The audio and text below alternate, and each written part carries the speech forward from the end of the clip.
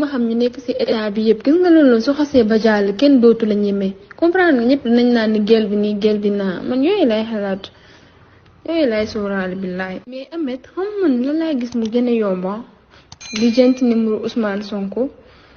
wax ko ni cas bi yëpp dégg naa ko et tout ça explique ko nu mu demee naa ko temps laa soxla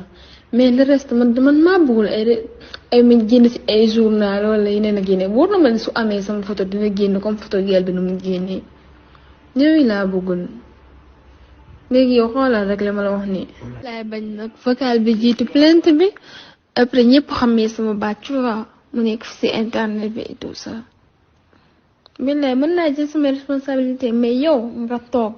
comprendre nga moom mu toog mais pas ma envoyé le vocal bi yow nga transféré ko wala nga koy déglu loolu la nit mën na koo capturer man wóolu naal de mais ñoom wóoruwuma leen. Ameth c'est bon xalaat naa ci affaire yi je suis prête en fait mais j'aurais préféré toog ak yow ak kooku ñu waxtaan tout ça kon ko instant bi nag nekkoo fi xaw ma nu muy demee. mais bëgguma jël benn risque di envoyer vocal et tout ça mooy loolu. waaw oui ma léegi yow man damay envoyer benn vocal wax fu mu commencé ba ni ñu xamante et tout ça ok am problème léegi day mos bi mooy lan est-ce que